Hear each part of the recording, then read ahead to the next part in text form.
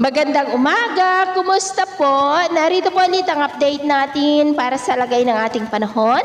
Ngayong umaga po ng July 11, 2025. Sa ngayon po ay patuloy pa rin ang pag-iral ng hanging habagat dito po sa ating bansa na hinahatak pa rin ng mga sama ng panahon na nandyan po ngayon sa northeast ng ating bansa. At posibleng isa o dalawa dyan ay lalakas na bagyo pero kikilos naman po palayo, ngunit hahatakin pa rin nila ang habagat.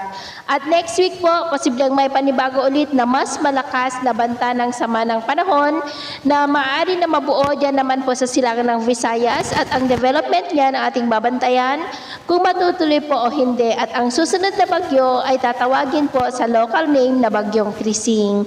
At ito naman po ang pinapakita ng forecast model natin pong ginagamit hanggang po sa susunod na 2 linggo. At sa lagay ng ating panahon, ngayong madaling araw po ay maayos naman ang panahon sa malaking bahagi ng bansa pero may tsansa pa rin ng mga isolated rain sa may Zambales, Bataan, Metro Manila, Occidental Mindoro, Palawan, Legazpi, Antique, Guimaras, Negros Occidental, Eastern Samar, Davao Oriental, General Santos, Bukidnon, Basilan at Holosulu. At mamaya po ay sisikat naman ang araw sa malaking bahagi ng bansa pero may tsansa pa rin ng cloudy skies with isolated rains sa may Zambales, Bataan, Pampanga, Metro Manila, Rizal, Mamburao, ilang bahagi ng Palawan, Camarines Norte, Naga, Legazpi, Samar Provinces, Leyte, Bohol, Dumaguete, Hinubaan, Cabancalan, Dinagat Island, Siargao, Tagum, General Santos, Zamboanga, Holosulu, Basilan at Tawi-Tawi. At mamayang hapon po,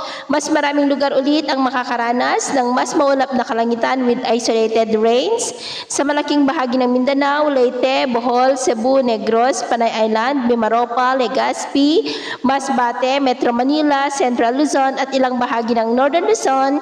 Kaya kung lalabas po tayo sa ating matahanan, ugaliin po natin lagi ang magdala ng kahit anong panangga natin sa init ng araw at proteksyon na rin po sa mga biglaang buhos ng ulan. At sa atin naman pong mga baybayin, dahil po sa habagat ay iwasan na muna natin ang papalaot, lalo na po ang mga mangingisda na gumagamit ng maliliit na bangka.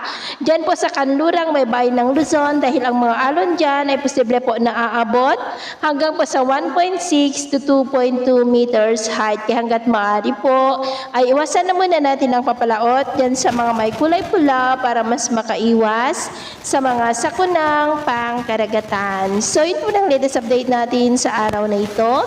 At ako po muli si James na nagsasabing sa kahit na pagsubok po na darating sa ating buhay, huwag na huwag po tayong mawawalan ng pag-asa. Thank you and God bless!